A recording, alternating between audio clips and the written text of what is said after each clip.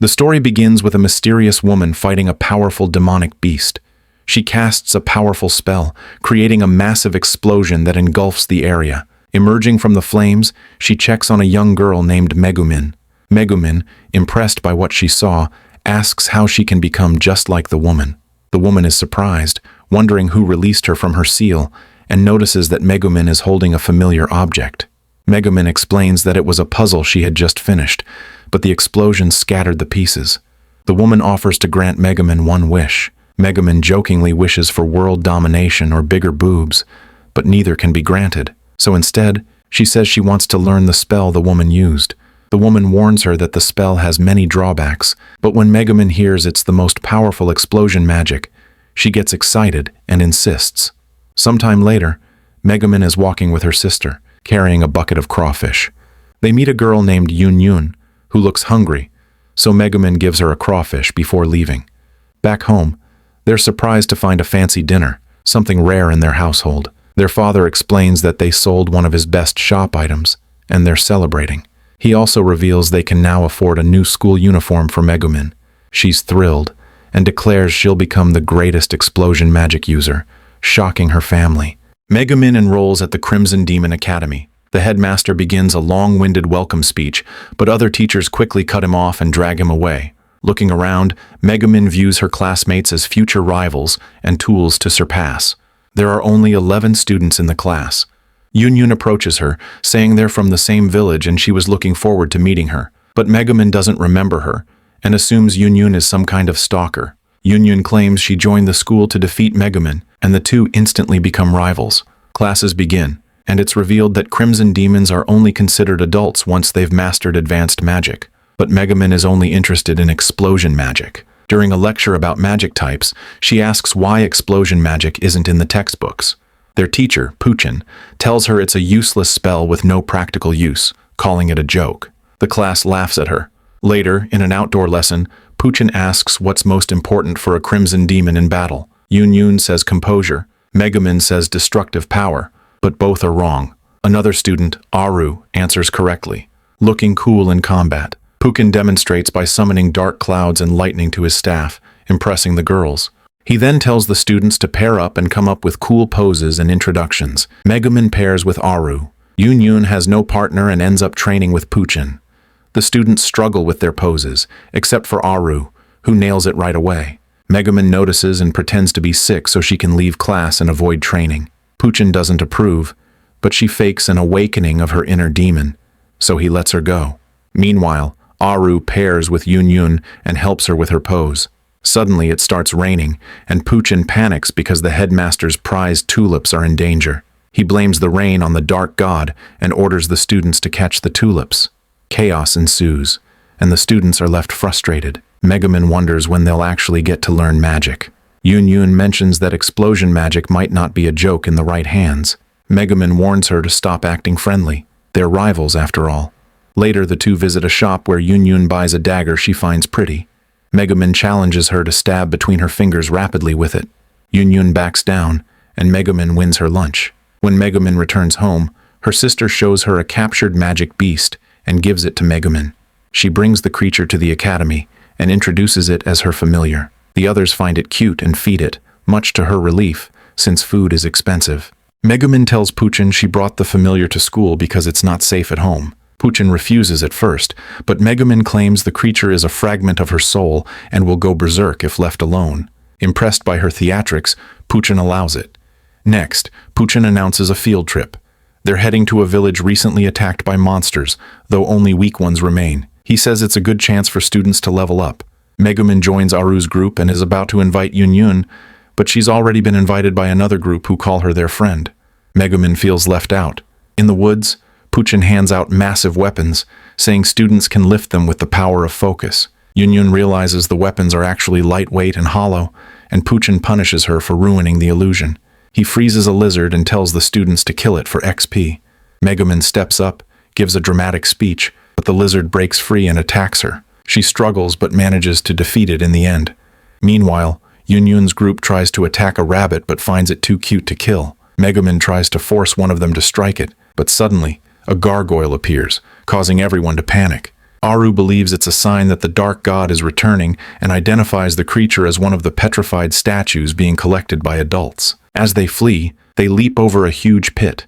Suddenly, an explosion defeats the gargoyle. At the bottom of the pit, Megumin sees a familiar wizard named Bukarori. She's surprised to see him there, and he explains that he dug the pit for a girl named Silketa, a beauty who visits the forest daily. Bukarori had dug the pit in hopes that Silketa would fall into it so he could heroically save her, but instead, he ended up trapped himself. He calls for help, but the others find him creepy and decide to leave him there. As they rush back to the village, they find it under attack by gargoyles. Puchin arrives with the headmaster, who realizes that the petrified ornaments he collected are causing the problem. Despite this, he assures the students that they'll handle it. 4 additional mages arrive and begin attacking the gargoyles with flashy and powerful spells, impressing the other students, especially the girls, who are excited to learn those kinds of magic. However, Megumin is unimpressed, remembering the awe she felt when she witnessed real explosion magic. Things get out of hand when the mages go overboard with their spells, completely destroying the village in the process. That evening, the students realize what's happened, but blame the destruction on the dark god, and vow to overcome this trial. The next day, the village has somehow been fully rebuilt, but the villagers now blame the students for what happened. Back in class, everyone starts calling Megumin's familiar Megumin, since it's supposed to be a part of her soul. She gets annoyed, and Yunyun suggests naming it Chomusuki, or Kuro in this version, because it's a black cat. Though the others find it odd, Megumin agrees to the name for now. Puchin then announces that they should all study in the library due to an increase in monster activity nearby. In the library, everyone is bored because they can't earn skill points by reading. Megumin reads a book on explosion magic and learns that explosion users are often excluded from adventuring parties. Meanwhile, she notices Yunyun reading a book claiming that plants have hearts. Yunyun believes they can be friends with plants. Megumin thinks she's just desperate for companionship and jokes that they could be friends if they weren't rivals. Before anything else can happen, their classmates approach Yunyun and offer to be her friends, which excites her, though it's clear she doesn't quite know how friendships work. The girls talk about boys while doing Yunyun's hair, and Megumin finds their conversation cringeworthy. Suddenly, a spider shows up. Megumin tries to flick it away but fails, and in frustration, grabs one of Yunyun's hair ties and launches it at the spider. It works, but Yunyun gets mad because that was the first time someone had fixed her hair nicely. Out of nowhere, Bukarori shows up, boasting that he's learned teleportation magic. He explains that you can only have 3 registered teleport locations. When asked why he chose the library, he claims it's out of nostalgia, but in truth, it's because Silketa used to visit the library often. His second teleport spot is right outside her house, confirming everyone's suspicion that he's basically a stalker. He tries to ask for advice, but the girls throw books at him and bury him under a pile. Later, Bukarori is seen spying on Silketa again.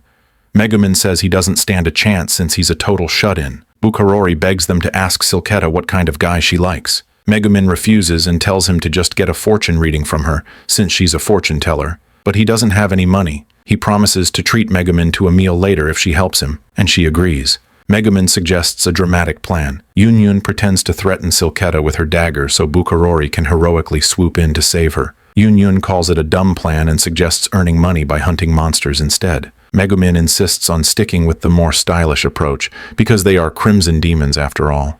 Bukarori uses invisibility magic to sneak up on Silketa, but she senses him and whacks him with her staff. She questions why he's been stalking her every day. Megumin tries to explain that Bukarori has something to say to her, but Silketa assumes he must hate her since he always appears out of nowhere to attack or spy on her. Just then, a group of giant bears appears, an unusual sight, since bears don't usually travel in packs. Silketa prepares to fight, but Bukarori steps in, saying he wants to protect her smile. He casts a powerful flame spell that defeats the bears, but also sends Silketa flying. Megumin scolds him for being an idiot, and Silketa angrily beats him up. Later, they visit Silketa's home, and she agrees to read Bukarori's fortune for free, since he did save her. He asks about his future lover. She uses her crystal ball, but no image appears. Bukarori starts crying. Silketa tries to console him, saying her fortunes aren't always accurate, but he runs out, devastated. Silketa admits he's a strange but interesting person. Yunyun then asks for a fortune reading for herself, but Silketa says fortune tellers can't predict their own futures. Back at the academy, Yunyun wonders if Bukarori has any chance with Silketa. Megumin says he needs to get a job first, since he still owes her a meal. Puchin then enters the room and announces that more weak monsters have been spotted nearby, so the students should travel in pairs for safety. Yunyun tries to team up with Megumin, but two other girls invite her instead. Megumin walks home alone, but Yunyun runs after her, saying she wants to go together. Megumin brushes her off, saying she doesn't need protection. Yunyun reminds her that she was totally useless against the bears. They're about to argue when Kuro shows up, and Megumin agrees to go home with Yunyun, deciding to pause their rivalry for the day. The next day, Yunyun gives Megumin her lunch, saying she won't challenge her today. Puchin then informs the class that monster sightings around the village are increasing. It's time to gather enough villagers to help reseal the dark god Wolbach, as the seal appears to be weakening. The results of the students' exam are announced, and the top 3 scorers are awarded skill-up potions. Megumin is the top scorer and receives a potion, but Yunyun doesn't get one. Megumin teases her, but Yunyun doesn't seem to care, making Megumin wonder if something's wrong with her. Later, Yunyun asks Megumin what it really means to be friends. She's conflicted because their classmate Funafura asked her for money to buy medicine for her little brother. Megumin tells her that true friends don't rely on charity, but overcome hardships together. Yunyun thanks her for the advice. Bukarori joins them, and the conversation shifts to the dark god's minions. Megumin suggests they unseal the dark god to defeat its minions, but Bukarori explains that their ancestors actually brought a dark god from another region just to seal it in their village to make the place sound cooler. Before heading out, Megumin tells her little sister Komeko to watch the house. Komeko agrees, but wanders off right after Megumin leaves. Meanwhile, Megumin spies on Yunyun and sees her giving a bag of coins to Funafura, saying it's fine because they're friends. After Yunyun leaves, Funafura admits she feels guilty. Megumin confronts them, and they claim they were just fundraising for her brother. Megumin, sensing something fishy, gives them a potion that could be used to treat illness, and demands they return the money to Yunyun, saying they won't need it anymore. They refuse at first, but back down when Megumin gets angry. They suggest she must really like Yunyun, which she denies, though her actions say otherwise. Megumin gives the money back to Yunyun, who thanks her with a meal. While resting on a bench, she says she just needs one more skill-up potion to graduate. This makes Yunyun sad, revealing that she wanted to graduate alongside her. She even tried to balance her own skill points to match Megumin's. Megumin realizes that Yunyun deliberately scored low on the test so she wouldn't get a potion. Yunyun claims she doesn't want to outshine her, but Megumin reveals that she already has enough points to learn advanced magic. However, she hasn't used them yet because she's saving them for explosion magic. Yunyun calls her crazy, reminding her that explosion magic is considered a joke. They start arguing and end up fighting. Yunyun wins, but Megumin says it's only because she was too full to fight seriously. Yunyun then asks why Megumin is so obsessed with explosion magic. Megumin tells her about a time she was saved by a mage using explosion magic, and how it left a deep impression on her. She dreams of becoming like that mage. Megumin plans to go on a journey after graduation, while Yunyun says she wants to become the village chief. Suddenly they see dark creatures flying toward the village. They rush home and find the door to Megumin's house broken. In a flashback, Komeko had encountered a demon named Host, a servant of Lady Wolbach, who needed a puzzle to undo the dark god's seal. Komeko, thinking he's cool, helps him complete it. He then leaves to find more materials to break the seal. Back in the present, Megumin panics because she can't find Komeko and fears she was eaten. They spot some dark creatures trying to take Kuro, the cat, and Megumin tries to stop them with her sword, but misses. The creatures fly off with Kuro, but Megumin says finding Komeko is more important. They go into the forest and find Komeko facing the dark creatures. She intimidates them, buying time. Megumin considers learning a new spell, but hesitates. Yunyun, seeing the danger, decides to act first. She learns intermediate magic and casts a lightning spell, defeating the creatures. She then heads off to rescue Kuro, while Megumin retreats with Komeko, worrying that Yunyun might graduate first, now that she's learned new magic. This upsets Megumin because it'll be harder for Yunyun to learn advanced spells later. Realizing how much this means, she cries and decides to help Yunyun after all. Meanwhile, Yunyun successfully rescues Kuro, but more monsters appear. Megumin and Komeko return to help. Megumin says she doesn't want to owe her rival. Yunyun, exhausted, defeats the remaining creatures with a fireball. Komeko then points out that a large swarm is approaching. They realize the adults are likely luring the monsters to one spot to destroy them with advanced spells. Megumin suspects Kuro is drawing the monsters in. She plans to learn advanced magic to help, but she suddenly realizes she now has enough skill points to learn explosion magic. Overjoyed, she starts laughing and warns everyone to brace themselves. A powerful aura surrounds her. Yunyun realizes what's happening. Megumin, recalling the mage who once saved her, finally uses her points to learn explosion magic. She casts a devastating explosion, obliterating the monsters. She's achieved her dream, but then immediately collapses. The next day, everyone blames Megumin's explosion for unsealing the dark god, but the truth is, Komeko broke the seal. They visit Silketa, who reads Megumin's fortune. She says Megumin will make new friends in the adventurer town of Axel, but hesitates when realizing just how hopeless they might be, cutting the session short. Megumin graduates alongside Yunyun and begins saving up money for her journey. She sees Kuro again and decides to officially make the cat her familiar, worried Komeko might eat it. Megumin struggles to find a job. That night, an explosion goes off, and the villagers suspect it's the work of the mad exploder. The next day, Yunyun accuses Megumin, who denies it, blaming society for not using her talents properly. Yunyun then suggests helping her find work. They try different jobs, but fail miserably, even getting beaten up by potatoes while farming. At the end of the day, Megumin despairs, feeling like her talents are going to waste. Megumin invites Yunyun on a date, but it's really just part of her nightly routine to cast explosion magic. After casting the spell, she becomes completely exhausted and asks Yunyun to carry her home. Suddenly, Bukurori appears and questions them about the mad exploder. Megumin quickly fabricates a story, claiming they fought a demon woman responsible for the explosions. Yunyun is amazed at how easily Megumin can lie. The next day, a hooded woman visits Megumin's house. She introduces herself as Arnis and kneels, pledging her loyalty and service, not to Megumin, but to Kuro, whom she refers to as Lady Wolbach.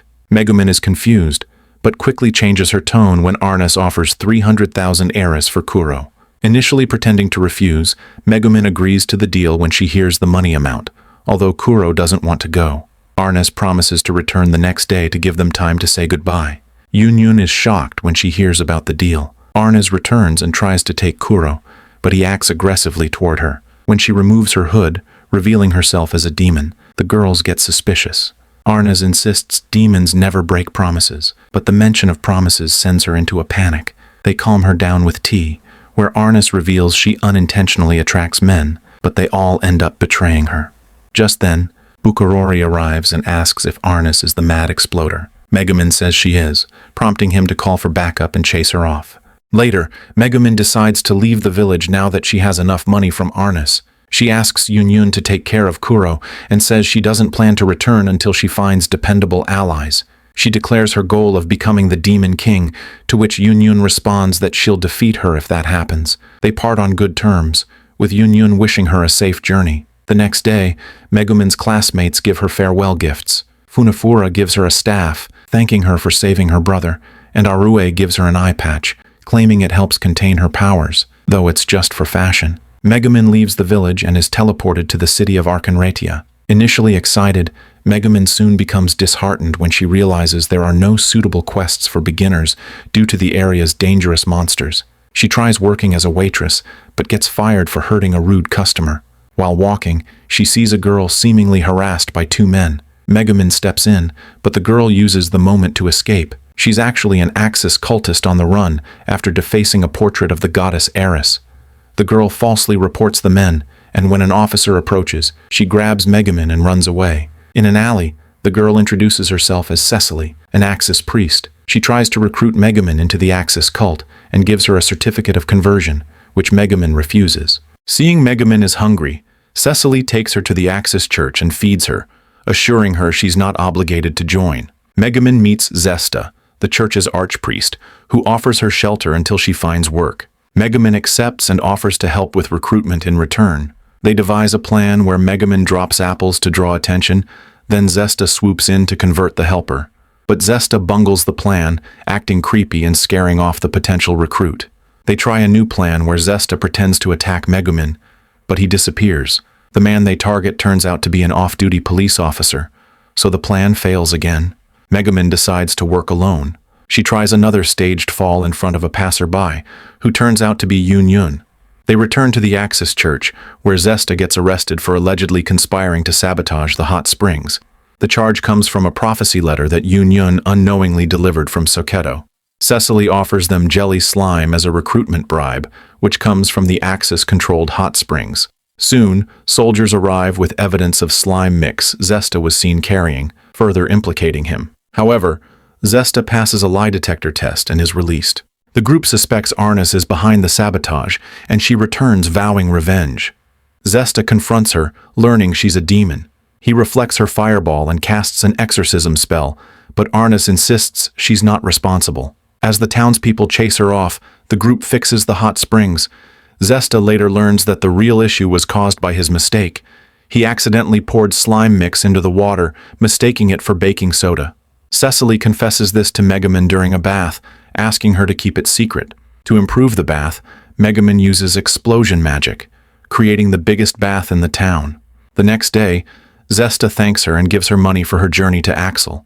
He blesses Megumin but refuses to do so for Yun Yun, still holding a grudge over his arrest. As they ride off to Axel, Megumin looks forward to meeting her destined companions and starting a new chapter in her life.